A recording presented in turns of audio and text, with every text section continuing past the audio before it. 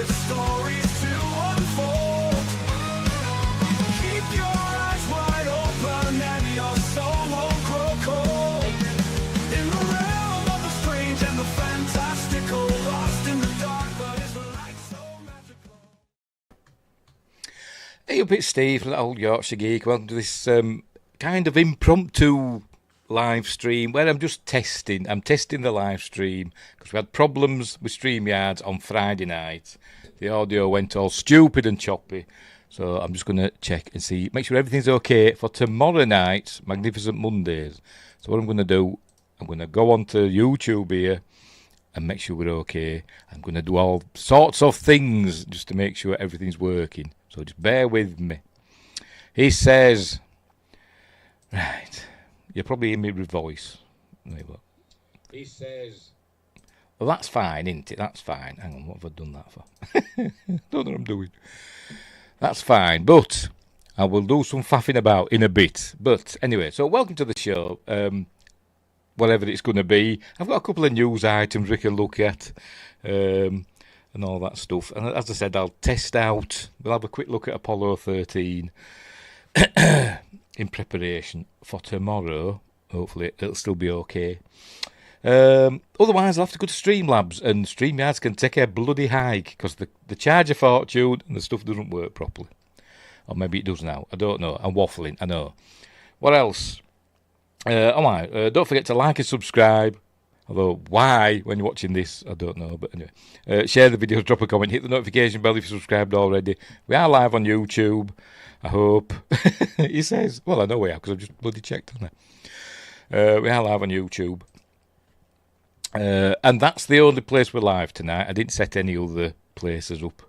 Explore the description for links for stuff like merch and my books and stuff. I can't remember if I include that in the description tonight. Maybe I didn't. I don't think I did I? Never mind. Ignore the description. There's nothing in there, I don't think. Hang on, hello. Hang on, let me check. No, there's nothing in the description. But anyway. But if you do look down there are links from my Facebook and X and Instagram and all that stuff. And my Patreon, but my Patreon's closed at the moment. But anyway, that's by the by. Right, so I'll tell you what we'll do first. What we'll do first is I've got a couple of news stories to look at. So we'll start off with a Star Wars news item. So that's what we'll do. We'll do a bit of impromptu news. I don't know if this is new news from 12 hours ago. So let's have a look at that, shall we? There it is. I've got a different one, haven't I? Where's my new one? There we go. Right. So we'll look at this. This is from MovieWeb. A forgotten and abandoned Star Wars movie could be back from the dead for a second time. By Anthony Lund. And there's a shot from the special edition of A New Hope, I do believe. Anyway, the world of Star Wars is changing as Lucasfilm prepares to bring George Lucas's... what was George Lucas's space saga back to theatres in 2026, and for the first time in 7 years with The Mandalorian and Grogu, which will make very little money compared to the other Star Wars films, in my opinion, particularly with a crap title like that. We all know why they've called it The Mandalorian and Grogu, because they're going after the Deadpool and Wolverine crowd, aren't they? Because that film made a load of money. But The Mandalorian and Grogu won't, because nobody gives a toss about Star Wars anymore, unfortunately. Anyway, followed by Sean Levy's collaboration with Ryan Gosling on Starfighter in 2027. I don't think that'll do well either, to be honest. I think it'll do better, if it does get made, I think it'll do better than The Mandalorian and Grogu. But I don't think it'll do, gangbusters, as the Americans say. However, a new rumour has suggested that a movie believed to be dead and buried could be making a surprising comeback. Hang on, I'm covering the text up, aren't I, with my stupid fat head. I'll have to go back to the... where are we? There we go. I'll go down there. Am I pressing the wrong button? There we go. And Gavin Blackburn's here. They killed the Mandoverse with a terrible season 3. Yes, they did. It was awful, wasn't it? It was season 3. It wasn't about him, though, was it? It was about Bo-Katan. She became the Mandalorian in Bo-Katan in season 3, didn't she? And she's been in the news this week, hasn't she? Katie Sackhoff saying playing Bo-Katan took all her confidence away and all that stuff for acting. And why? I've seen the video and stuff, but I don't understand why she's blaming the Mandalorian for that. But anyway, right, well, while there have been several rumoured Star Wars movie projects that have come and gone from the likes of Taika Waititi, thank God, Ryan Johnson, thank God, and Patty Jenkins, it seems that the latter of these, I'm presuming that's why it's got a link, may be making an unexpected return again to the lineup of future Star Wars movies. For those who don't remember, it has been 5 years since Wonder Woman director Jenkins, who I still think is quite hot, was announced to be directing Rogue Squadron, a movie that will bring Star Wars back into cinemas in December 2023. Naturally, the COVID pandemic caused several delays before the movie was stripped from Disney's release schedule in 2022, and the project was reported to be dead. I think the fact that Wonder Woman 1984 didn't do particularly well, I think that exacerbated things for her a bit, didn't it? Because Wonder Woman 1984 was not good. And Wingrave says, is Star Wars still a thing? No, it's not. Not really, is it? Anyway, in 2024, Jenkins made a surprising comment that she was once again working on her Star Wars project while speaking with Collider. How is Collider still going? I have no idea. But since then, there has been no further word. It's not the same, is it, Collider? What it used to be. But anyway. But since then, there's been no further word, and Rogue Squadron has not figured in any recent interviews by Lucasfilm President Kathleen Kennedy. However, according to insider Daniel Richtman, is he supposed to be the one that's quite good, quite reliable with his sources and his rumours? I think he is, isn't he? Rogue Squadron is indeed now back on the cards, while another unnamed Star Wars movie has also gone into development for Peace. But there are conveniently no further details available on either project. All right. Blah, blah, blah, blah, blah. We all know about Star Wars. I don't think it's going to say anything else, is it? Now Kennedy is desperate to get Star Wars back in cinemas and keep it there. But don't just spew out movies every year. George didn't do that, did he? Every 3 years he brought one out. Anyway. But that was proven to be a little trickier. Tum, whatever. Right, blah, blah, blah. And Daisy Ridley, she's not getting her film, and I don't think James Mangold's doing his film either. Wonder Woman. Wonder Woman. Right, figured it out. I figured it out. So, Patty Jenkins may be getting another bite at Rogue Squadron, according to Daniel Richtman. But will she? Who knows? You never know what's going on in the world of Star Wars these days, do we? Anything could happen. Don't count anything out and don't count anything in. Whatever. So there we go. So just thought I'd share that little tidbit of information with you. Right. So we'll get rid of that. Right, I'm going to do a test. Because I've been going for, how long? 8 minutes. Gavin says, largest franchise in the world and they can't put a movie out. Lol. Exactly. And Justin's here. Hello, everyone. Hello, Justin. I hope I'm okay. I hope I'm sounding okay. I'm going to have a listen to myself. So you'll hear me in a minute. Hang on, I'll mute my microphone.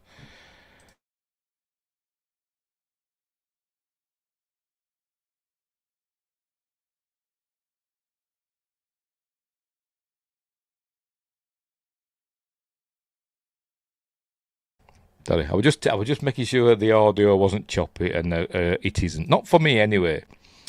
Not for me. Oh, what have I done here? I've done something. What have I done? I've done something wrong. 'Cause I'm stupid. Sounds okay, but maybe only one channel. Oh, don't start, Windgrace. Don't start. Both my channels are going. The lights are going on both channels. Sort your headphones out, mate. Justin says I sound good.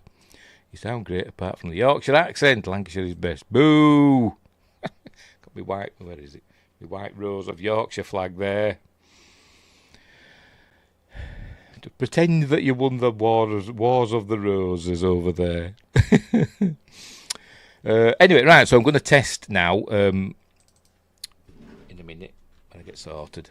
I'm going to fire up Apollo 13 and see what happens, because that's tomorrow's show. So I'm not going to play it, obviously. I'm just going to, what I normally do, I'm just going to, shush. Just going to see what happens when I full screen and see if the audio works. So right, so here we go. I'm going to pop myself down in the corner again. I've pressed the wrong button 'cause I'm stupid. There we go. Right, so how's my audio? I hope my audio is okay because I've put a video on, haven't I? So let's start flicking through. Hopefully my audio's okay. Is it? Is it still okay? I don't know. Tell me if it is. There's Tom Hanks driving his car. By the way, I love this font. It is a very... Oh, you can't see it from my fat head. Never mind, we'll get to the next one. They're all in the wrong place. Put one on the other side of the screen, for crying out loud. Oh, for Pete's sake, never mind. This font, anyway, I really like it. It's kind of... It's the font that every TV show, like $6 Million Man and all that, had in the 70s, didn't they? And it is a very 60s and 70s American font, innit? And I just think it's minimalist, but kind of cool at the same time. Anyway, Gavin says, still sounding good. Oh, good. Hopefully it was just a glitch then. Hopefully it was just StreamYards being stupid and being a bit glitchy. So we'll see we will see what happens. Tomorrow, when we watch this film, well, not watch it, but go through this film again. Oh, and look, there's Trip and T'Pol's son from the Star Trek Enterprise episode, E Squared. Remember that one? I can't remember the character's name. Windgrace, I'll know. But anyway, there we go. Obviously, he's playing Pete Conrad in that. There we go. Repeat Conrad Apollo 12. I think he was, wasn't he? I think he was. But I can't remember who with. I'm blanking on who Apollo 12 was. But anyway. So there they are. Oh, there's Kathleen Quinlan, who is like, she's an attractive actress. She was in the Twilight Zone movie, but in this film, for some reason, I think she looks like Martin Short in drag. I think she does, but anyway. Right. Lorien, something like Lorien or something like that one. Yeah, that was it, wasn't it? Yes, that was his name in Enterprise. Will we see a sequel to Enterprise? This Scott Bakula series that might happen. Who knows? Anyway, right, so we'll say that's a success then. I'll get rid of that. And hopefully tomorrow, when I do Magnificent Mondays tomorrow, Apollo 13, everything will be hunky-dory. Hopefully. Anyway, a bit more news. We'll do a bit more news, eh? This is from the Metro, this one, about a Star Trek game. Because there's a couple of Star Trek games coming out. One of them a Voyager game, and one of them a Star Trek, USS Defiant game. And I forgot what they're called. Maybe it'll tell us in this article. Right, so just bear with me while I sort it out. There we go. Right, there it is. Why it may be too late to make the perfect Star Trek game readers feature from Game Central, although it is on the Metro. Apologies for all the ads. I had to disable my ad blocker. Look at them all. Hope there's nothing embarrassing pops up, because if you look at my internet history. Oh, pardon me, I'm burping. Gavin says, Admiral Archer blowing diplomats out of an airlock sounds good. treating them like he treats the Tholians. What a Tholian? Oh no, it was the evil Admiral Captain Archer, or Commander Archer, wasn't it? The evil one in the Mirror Universe that did it with the Tholian. But our Archer did it in the Delphic Expanse, didn't he? To one of them raider fellas, didn't he? Shoved him in the not in the airlock, but in the decon chamber. But anyway. Also, a Battlestar Galactica game, is there? Oh, I hadn't heard about that one. I seen there were some Star Trek games, also a Halloween game. Oh, right, I haven't seen about that one either. Anyway, let's see what this says. Right, 2 brand new Star Trek games have just been announced, but a reader is concerned that they lack the hopeful optimism that used to be the focus of the franchise. Back in October 2023, Game Excite announced a licensing agreement with Paramount to develop a video game using established Star Trek properties. 2 years later, after that first announcement, a new trailer has been released for the reveal of Star Trek Voyager Across the Unknown. I've seen the trailer, it has looked quite good, but I think there's a lot of cutscene stuff in it. I think the actual game is going to be like a strategy game, I think. More than, like it's not like a first-person shooter. It's not like Elite Force, Star Trek Voyager Elite Force, or all like that. Or like a resource management game. But anyway, details are vague. The official Steam page providing a few clues about the nature of the game that points towards a resource management style title with roguelike elements. What's that supposed to mean? I have no idea.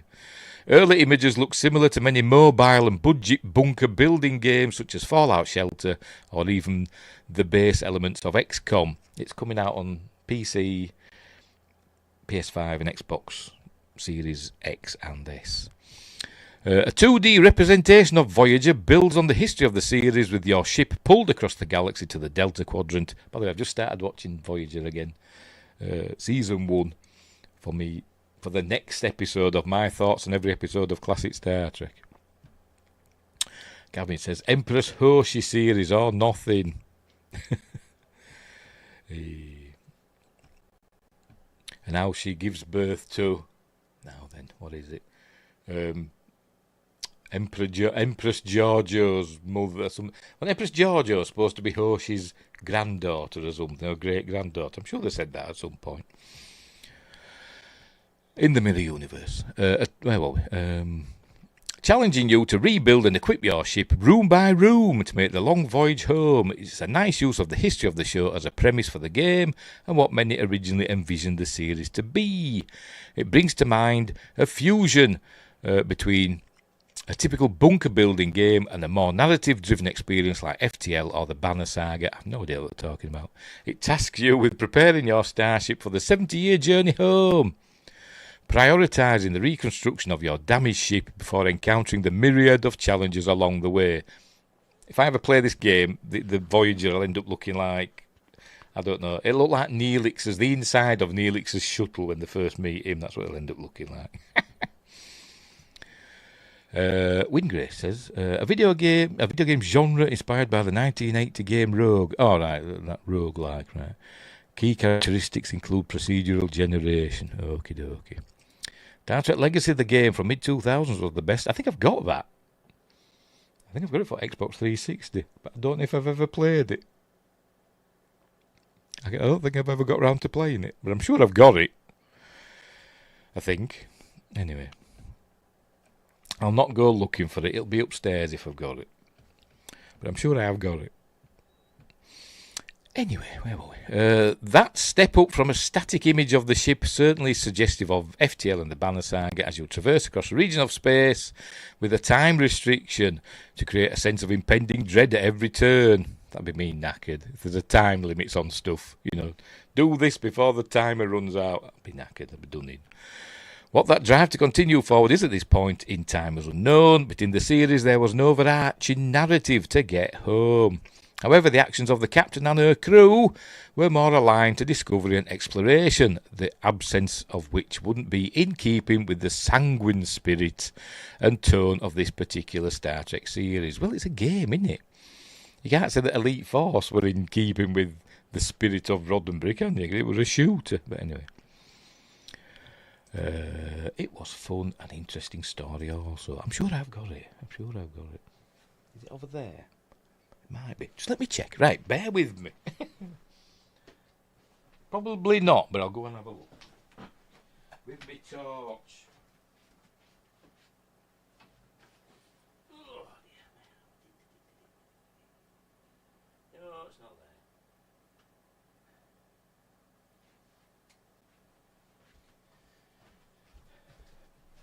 there. No, it's not there. Never mind. It's probably upstairs. I'm sure I have got it, though.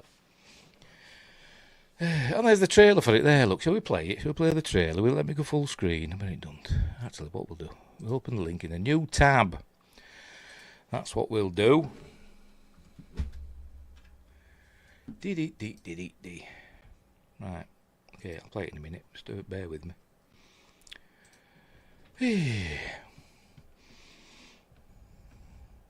Let's watch the trailer for, what is it? Star Trek Voyager Across the Unknown. So off we go.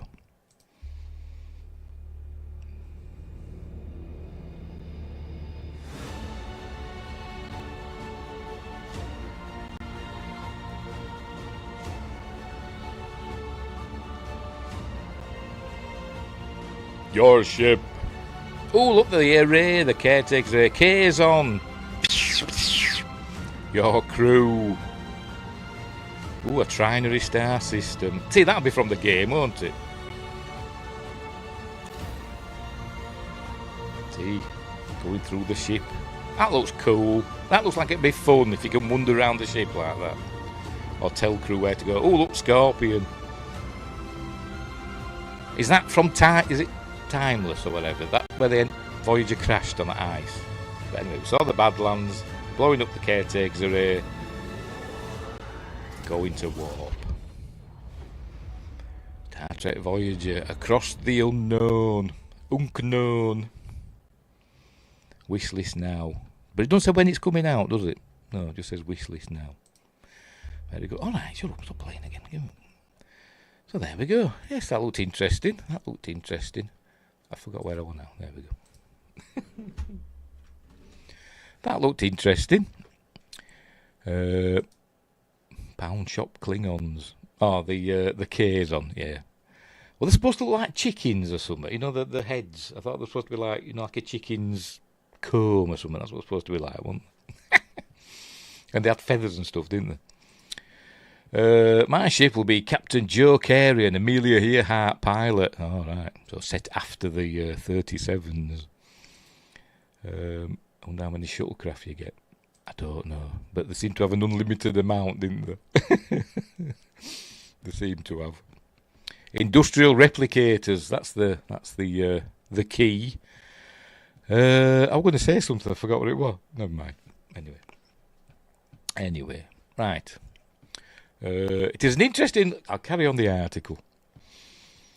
And how many torpedoes? Yes, seem to have an unlimited amount of them as well, didn't they? There were a point where they just like thought.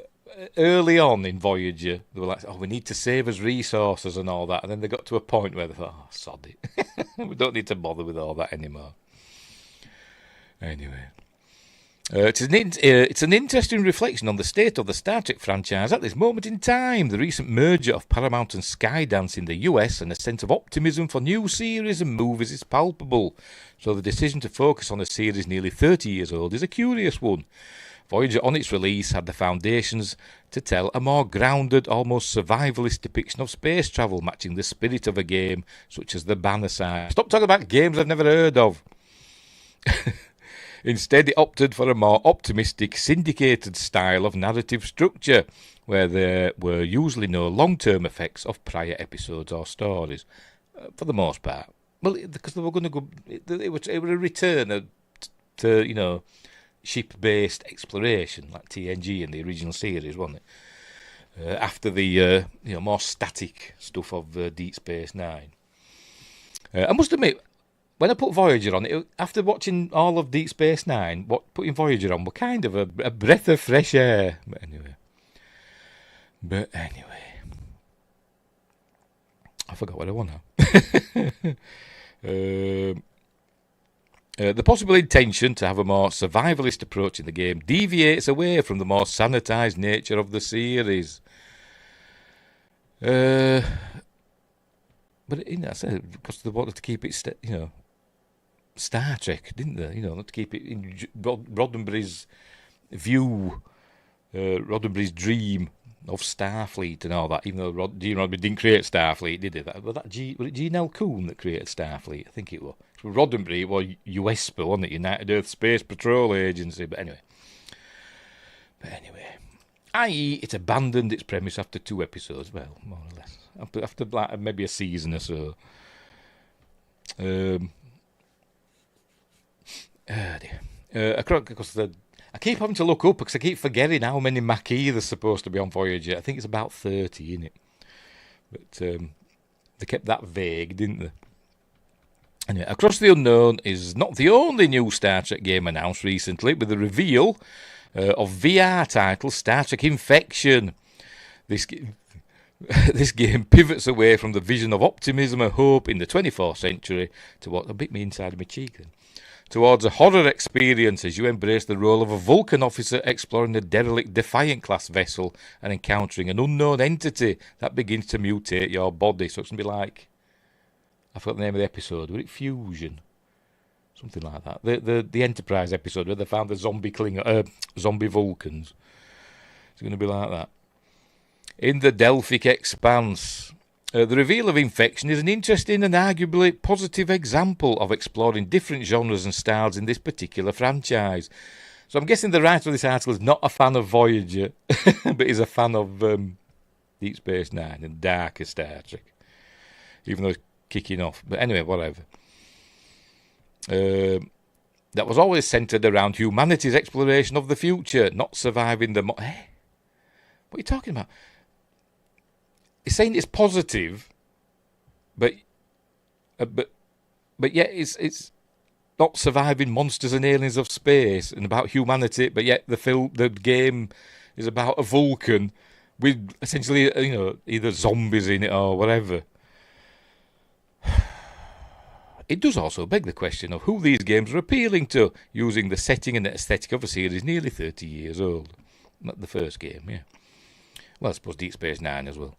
The decision to use the settings and style of the Next Generation era, because that were the best, and not the modern day series, feels like a pointed decision to appeal to a certain demographic of the fan base. But even younger fans who grew up with these particular series are now in their 40s or almost 60. In my case. As a gamer at that age in life, these 2 titles are a curiosity. I'll try, but I can't imagine the demographic is big enough to sustain a renaissance in new games in that setting. Well, I can't play this one because I haven't got a VR thing, but we'll watch it anyway. I shall open this up in a new tab as well, and we'll watch the trailer or game reveal for Star Trek Infection as well. Impulse, that was it, not Fusion, Impulse. I think it was something to do with engines. Oh dear. It says it sounds like Dead Space and Event Horizon. Yeah. But let's have a look anyway. Oh, crikey. I've got a tickly nose tonight. Means we're going to have an argument.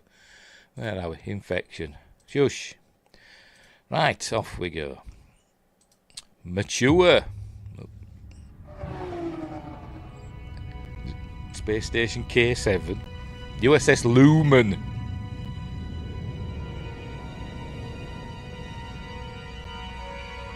You sure this is a Defiant class? That hangar bay looks a bit big, didn't it? There is a dangerous individual aboard. I have to stop him first.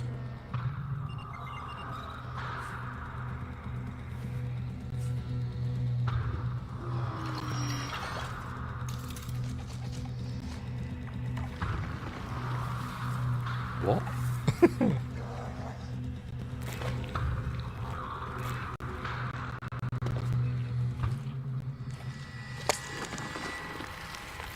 Oh, right, so we're going Bioshock, are we? Plasmids.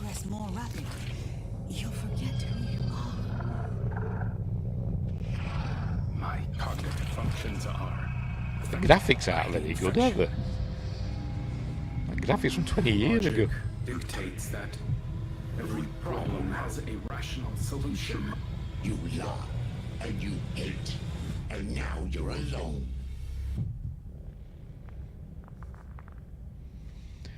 Yeah, oh, Meta and Steam VR, but not PlayStation VR by the looks of it.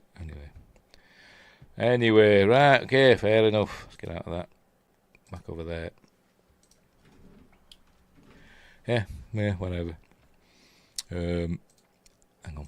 A Bioshock reference. Yes, plasmids. We are... I can't say it. Volcanom. Aren't we? All right. I must meld with it. Arrgh!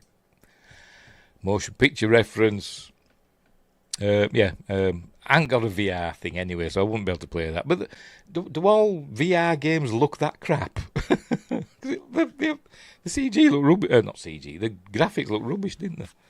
Like from a game like 20 years ago. It looks a bit like Elite Force graphics nearly. But anyway. Check out the Halloween one sometime. Yes, I will. Anyway. Well, we've got more. We've got more. Do we need to read all of this? It's talking about other games, isn't it? Like Elite Force and Resurgence, which I've played, which were alright. And of course, don't forget there was Star Trek Prodigy Supernova, whatever the hell it was called, which is on the channel somewhere, as is Resurgence. Yeah, anyway, so we'll see when they come out. Don't know when they're coming out, though. They're just reveals. But anyway. Does that mean something's changing? I don't know. I know, because Resurgence came out, didn't it? So I'm trying to think, have any Star Trek games been put out under the Kurtzman era? I know Prodigy has had a game out, but that was on a Kurtzman-based series, if you know what I mean. But we had Resurgence, didn't we, which were more in the Berman era, wasn't it? But anyway, whatever. I'm waffling. So there we go. Anyway, so interesting.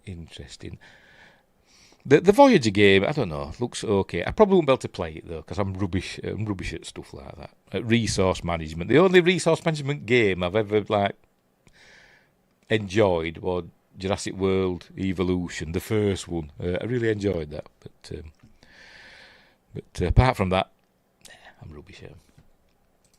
Right, so there we go.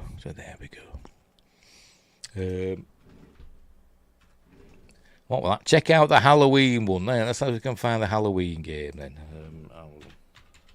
Halloween game trailer. I'll type into YouTube. Here we go. Halloween official announcement trailer. Right, from Gamescom. All right, shut up. We'll share this then. Let's watch this then. Put myself down there. There we go. John Carpenter's on his keyboards. Malek Akkad. Do you reckon he's related to Mustafa Akkad? A quiet town. Just like hundreds of other small towns all across America. Is that somebody trying to do an impression of Donald Pleasance? I bet it is. We'll get back to that in a minute. Star Trek merch is at an all-time low in general. Thinking back to the 90s, merch was everywhere. Very hard to find stuff now. Yeah, because they essentially killed the franchise, haven't they, more or less. Same with Star Wars. You'll be able to get merch everywhere. And now, it's hard to find, isn't it? You couldn't move for like Star Wars pencil cases and notepads and stuff, and they're nowhere now, are they? It's single player. Is this single player? Right. Anyway, off we go.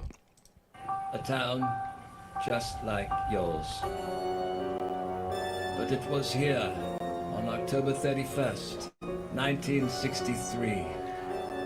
No mode. John Carpenter, executive producer, because he's always said he'll let him do anything with Halloween as long as he keeps getting the checks. No warning. No provocation.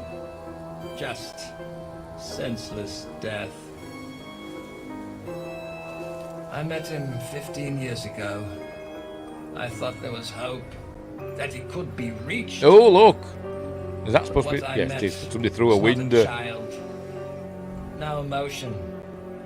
Perhaps not even human. 15 years later, he returned home. But what happened that night was only the beginning. It wasn't just a killing spree, it was a reckoning. Pause that again. Oh, we're not going to get a copyright claim.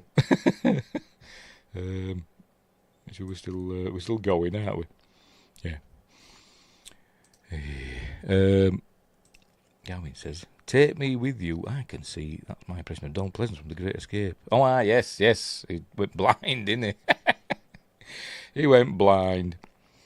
At least he wasn't an idiot in it, like bloody Gordon Jackson. Good luck. Oh, thank you. Supposed to be speaking German or whatever, weren't they? That went on telly the other day. I was flicking through channels and Great Escape were on. Didn't watch it though. I'm going to say something else and I forgot what it was now. Anyway, never mind. I wonder who's doing the voice of, Donald Pleasance or Dr. Loomis. I don't know. It sounds a little bit like Donald Pleasance, but not. Or is it AI doing an impression of? I don't know. I don't know. Anyway, we'll carry on. He was going to leave. Come on, we have to go.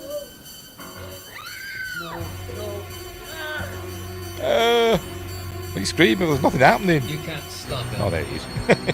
You can't reason with him. You can't kill the boogeyman.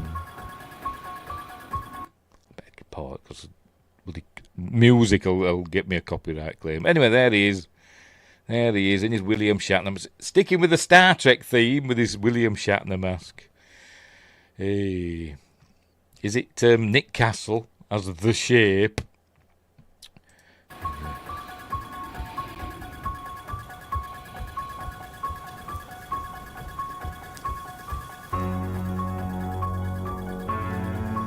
A single-player and multiplayer horror experience coming in 2026. So, single-player and multiplayer. Well, I won't bother with multiplayer.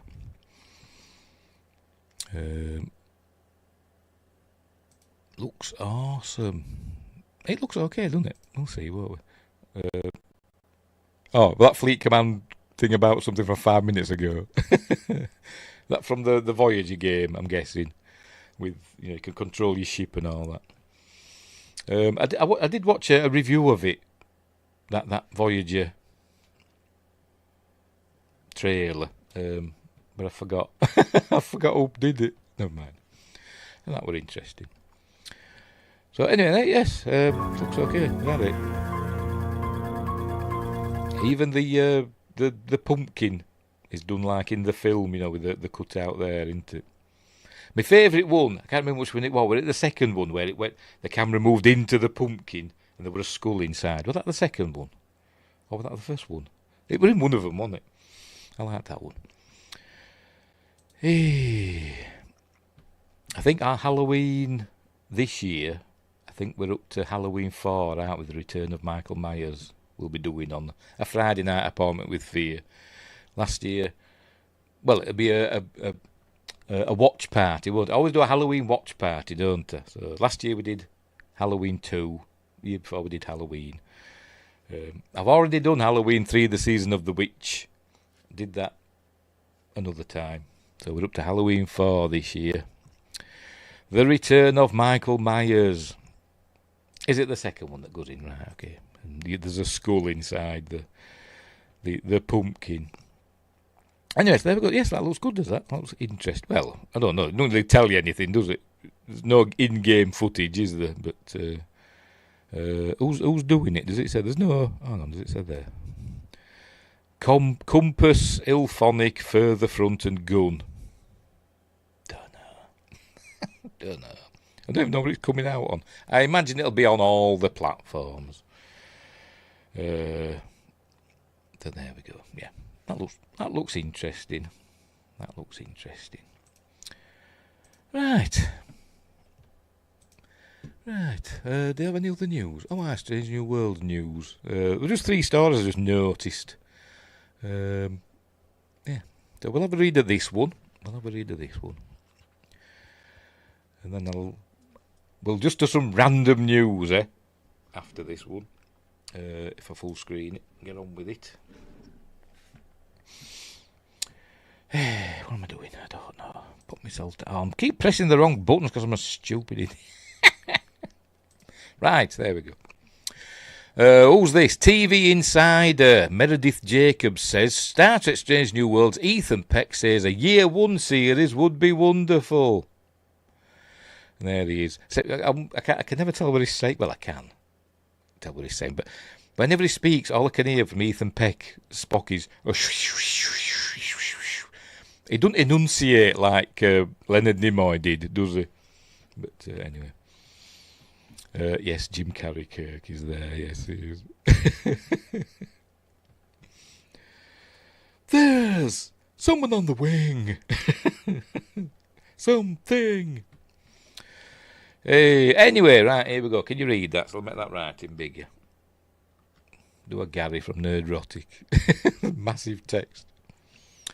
Right, we may know when Star Trek Strange New Worlds is going to end. It's been renewed through a 5th and final season, but that doesn't mean that it will. But that doesn't mean that.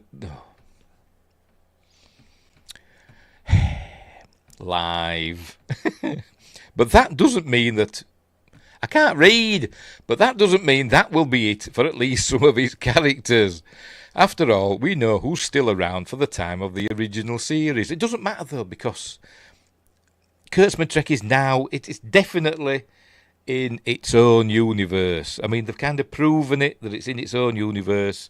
They've changed they've changed too much now, haven't they? It's in a separate timeline. It's like the Kelvin verse, the Kurtzman, that's in its own thing.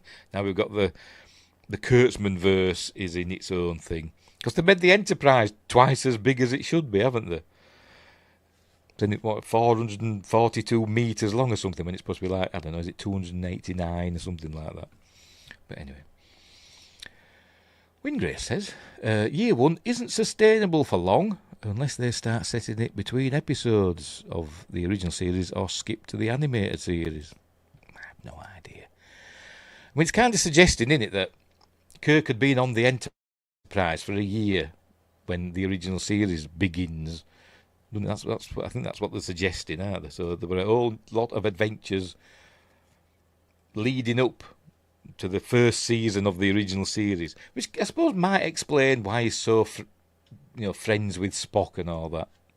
But anyway, Gavin says, so far season 3 of Strange New Worlds has been terrible. Half of it has been filler episodes. They are struggling to write 10 episodes. They even had a holodeck episode. Yes, they did. I think there's only 2 episodes this season so far that I've actually really liked, and that was not the last one, the one before that and the one before that. But anyway, yep, and it has much smaller crew of like 200. Yes, it does. Is it 203 or something? But under Kirk, it's got like 400 and odd. And I suggested that the Enterprise went in for a refit and they just made all the rooms smaller so they could squeeze more crew in, because they've all got massive quarters, haven't they? I mean, there's no... Scotty should be on saying, even an admiral would not get quarters like this. Because he said that in TNG, didn't he? But anyway, where were we? After all, we know who's still around for the time of the original series, even though it's a different universe, which takes place after Strange New Worlds. By then, James Kirk, Paul Wesley, now a first officer, well, they've got more than one, on the Farragut, will have taken over as captain of the Enterprise from Christopher Pike Anson Mount. But there's a chunk of time between those two series that has not been shown. How do you know? Leading to fans eager for a year one series about that early time of Kirk in the captain's chair and the Enterprise. Is that true? I don't know. Anyway, we've gotten a taste of that in Strange New World Season 3, with Kirk taking over as temporary captain of the Farragut, and Spock, Uhura, Chapel, and Scotty, who's supposed to be 10 years older than James Kirk, but never mind, from the Enterprise, joining him. Peck is a fan of that year one title, and he'd be all for appearing in it. So far it's just people talking about the possibility with no serious discussions. Well, the producers of Strange New Worlds have talked about it, haven't they? Gavin says, Kurtzman likes to plug holes. I imagine so. He likes to put square pegs in round holes. That's what he likes to do. And hammer them in. It's mine now. You'll fit. I don't know. He didn't seem that long. He didn't seem that long as captain with Gary Mitchell. I think in Where No Man Has Gone Before, that were like... He seemed new then, didn't he? Because he didn't really seem to know Spock really well in that episode, did he? But he seemed kind of new then, didn't it? But I don't know why. Why did they move that episode so far into season 1 when it was obviously supposed to be the first? Because it was the second pilot, wasn't it? It was supposed to be set, before all the other episodes. Even the uniforms were different. But anyway, TV executives. Anyway, so maybe there's a gap between, because I don't think Scotty or McCoy weren't in Where No Man Has Gone Before, were they? I don't think they were they? I don't think they were. But, so maybe there's a gap between Where No Man Has Gone Before and Man Trap, or whatever was the first one. I can't remember what the first filmed episode was. I can't remember. Anyway. Right, here we go. I think it would be really wonderful, he tells TV Insider, Ethan Peck, I imagine. I will stay playing this character for as long as I'm invited, for the most part, because I just think it's such an amazing thing to be a part of. And it's also, a regular paycheck. The messaging is so incredible. And this character has so much integrity. He's such a noble person, so I love portraying him. The messaging. Star Trek doesn't have messaging. That's what gets me mad. Star Trek has always had I forgot the bloody name now. It's they're like fables, out there, morality tales, aren't they? It's not a message. But anyway. Dr. Piper too. I can't remember. Honestly can't remember. Star Trek has always told, like I said, little morality tales, but not really with a message, with a, something to think about. That's what it usually is. It's not. This is why I get angry with modern storytelling. I would say we've got to get the message in, or we've got a checklist of things we've got to do in modern storytelling. Hopefully they're getting away from that now. Hopefully, but back in the olden days, they didn't have these checklists of what they had to include. Just stories were just naturally diverse and all that stuff. It was just there in the storytelling. It wasn't something that they had to include. They just did because they wanted to.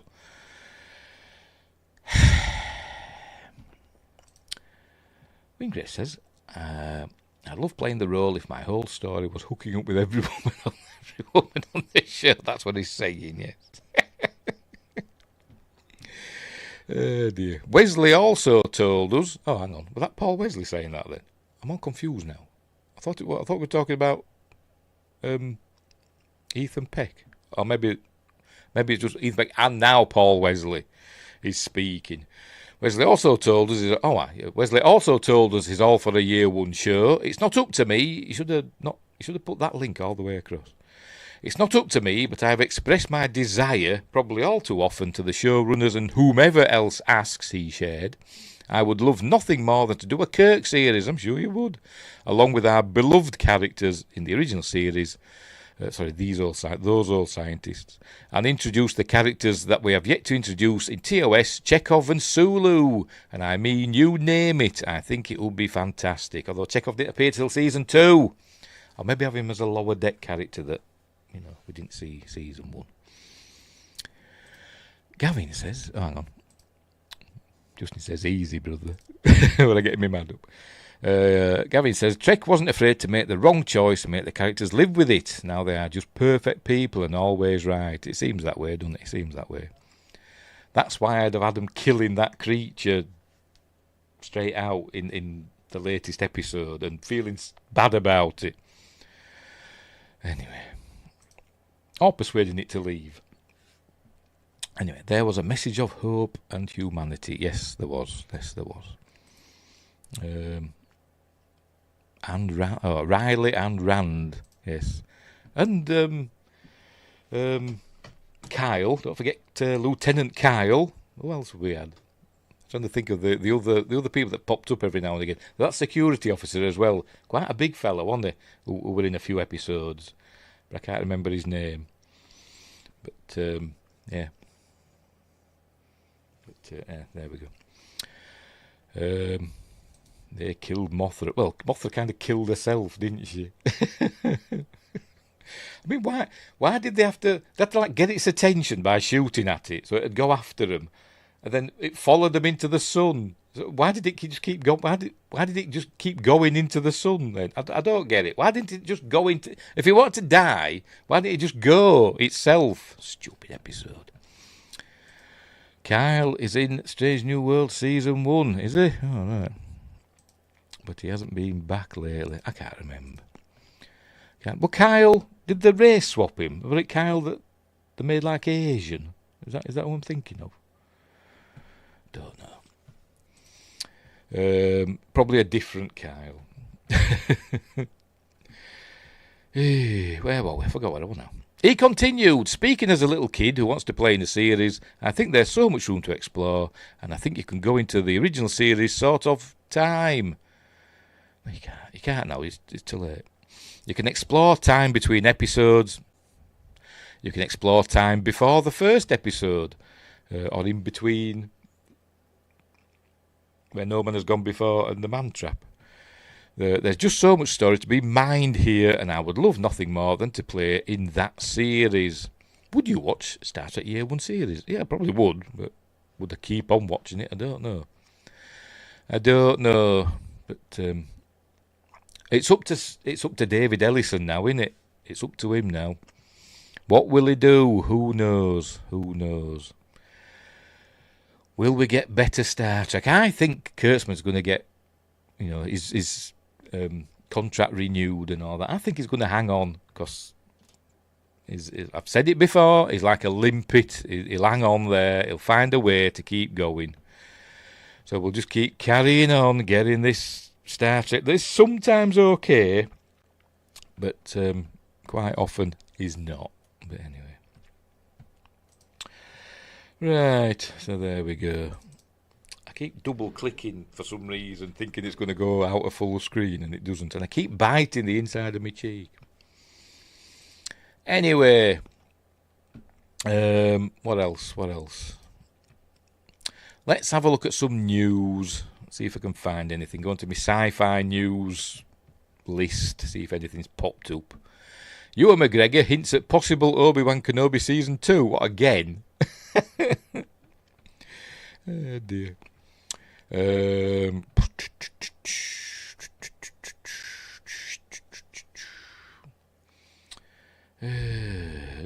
10 best episodes of Battlestar Galactica. I'm guessing they mean the new one. When I say new, I mean the latest one.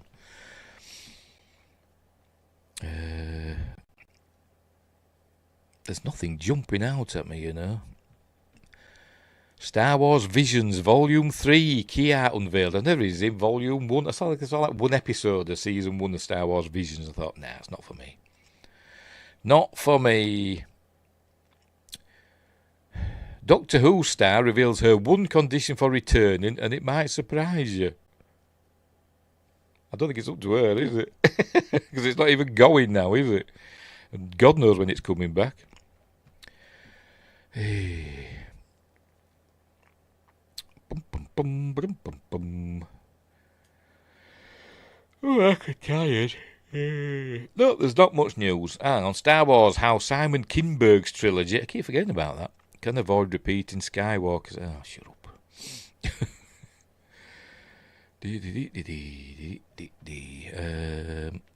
Justin says they need better writing and longer seasons to tell better story arcs. Yes, they do. We need to start getting away. We need to go back to old TV, don't we? We need go back to like 20, 24 episodes a season. That's what we need. That's what we need. None of this 10 episodes and done nonsense. Need Technobabble back, and it to be a little stuffy. Yes, they need to drop the what's the word? Contemporary language, and they need to go back to the more. Some people call it stilted, don't they? Stilted dialogue that they had, but like I say, it was more stuffy language, wasn't it? Stuffy dialogue, but more po-faced, wasn't it? You know, they spoke in a stiffer way, didn't they?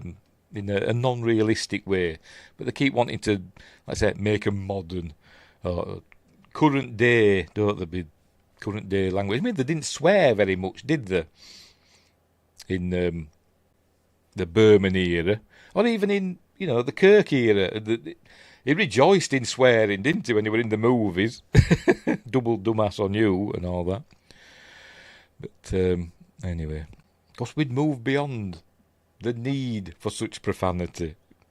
But yes, they need proper technobabble, not nonsense. Technobabble that works.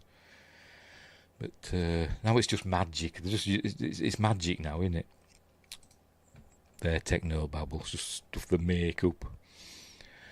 Anyway, I'm not finding any interesting news in this list.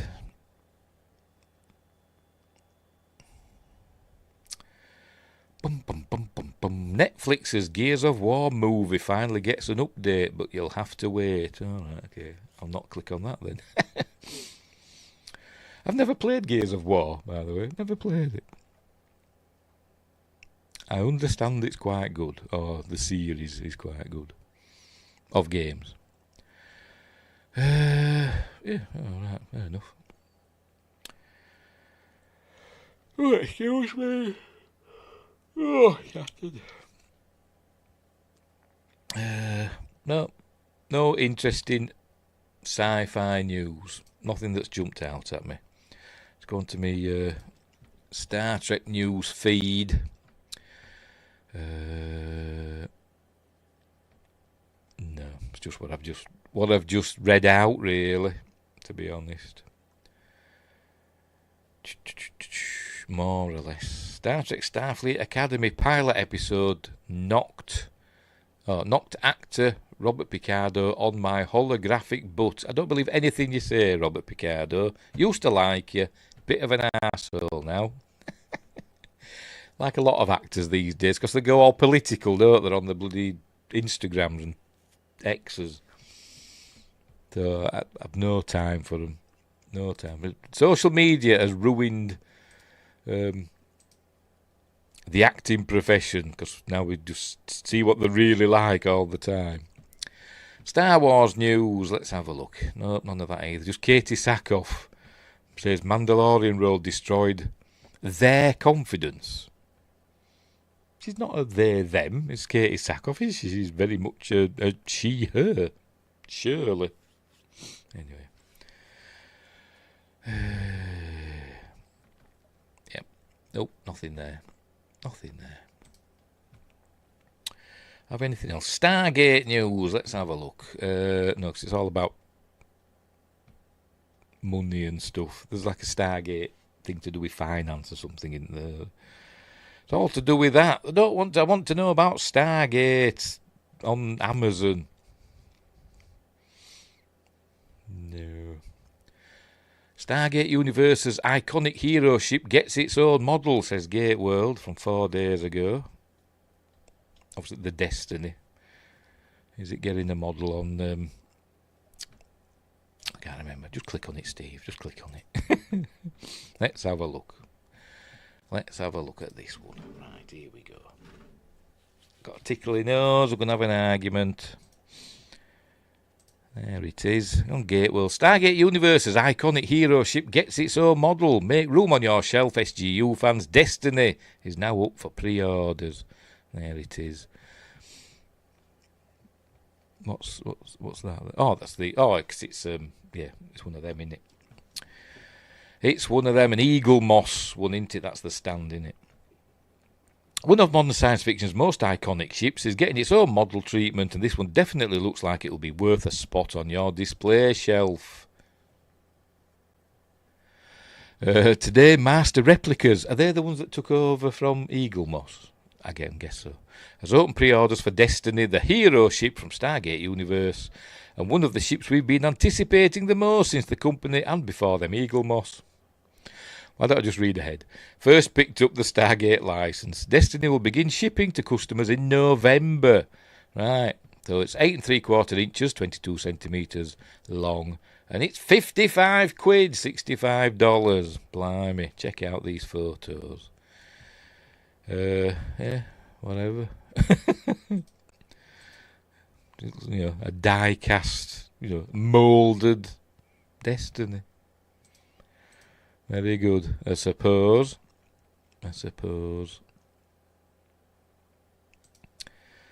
Hey, I'll have to do a rewatch of Universe at some point. Built by the ancients, the same race who built the Stargates themselves millions of years ago, Destiny was launched unmanned. Unless it's the comics. Are those comics still canon? They're supposed to be classed as canon, weren't they? The Stargate Universe comics.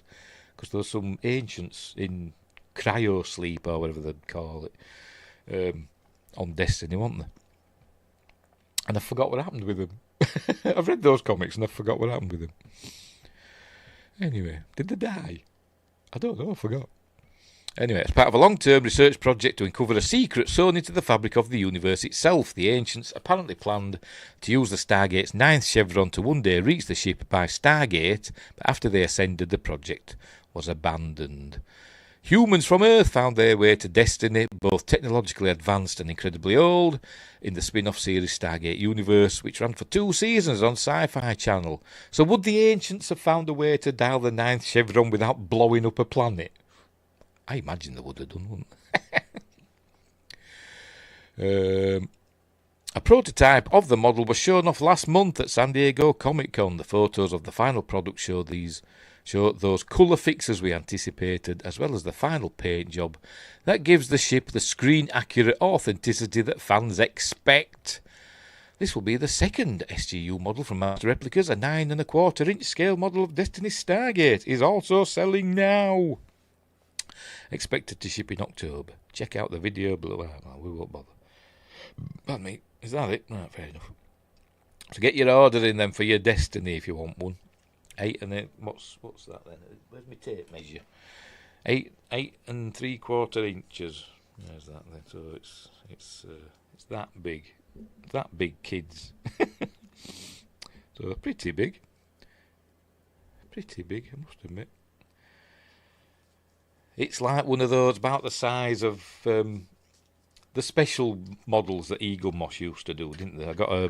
I used to get the Eagle Moss models. I've got some up there and I've got some upstairs in my bedroom. And but I've no room for stuff now. Too much stuff. Anyway, so there we go. So that's that. That's interesting. But what were the message? There were the message that they were in the cosmic background radiation that they were looking for, weren't they? Like I say, my fan theory is that the message was placed there by the ancients. It was a message to themselves. I don't know what about, but that was what I was thinking. Once they ascended, they became timeless, so they could put a message right at the beginning of time. They could become a bit like the Q, didn't they? Put a message right at the beginning of the time. What that message is, I don't know. Probably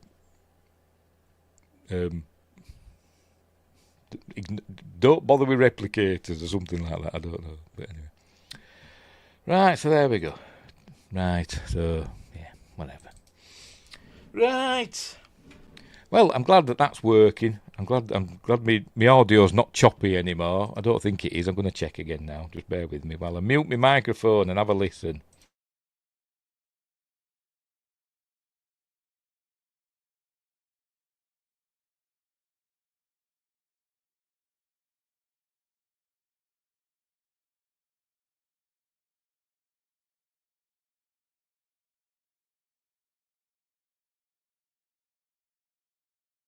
Yeah, still seems okay. Right, we'll leave it there then.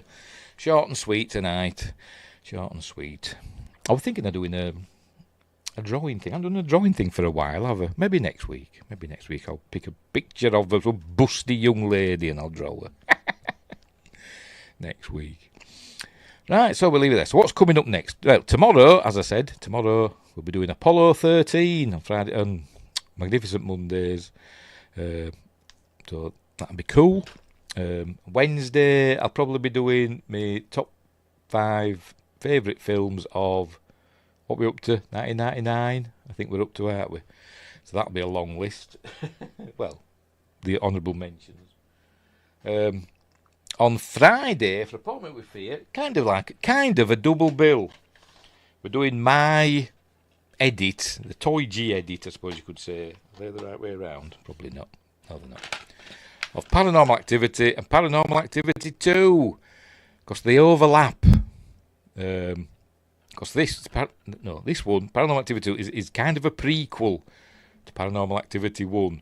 Well, you play like, I don't know, it's like half of this takes place, then it goes into that, and then finishes off with this. So, and I edited it all together, and had a couple of deleted scenes that were on the disc as well. So that's next Friday, and then a week on Monday for Magnificent Mondays. We're doing Cocaine Bear. Yay! I like this film. It's better than it should be. It is a lot of fun, is Cocaine Bear. Ray Liotta's last film. Sadly, but anyway. Right, so I'm going to call it quits there. So thanks Justin and Win Grace and Gavin Blackburn for keeping me company while I check the StreamYards. Did anybody else pop in? No, I don't think they did they? So we'll leave it there. We will leave it there. While Justin thinks of some techno babble. Anyway. Right, so thanks for watching, wherever you are. Look after each other, and until next time, I'll say there. That old Yorkshire geek with stories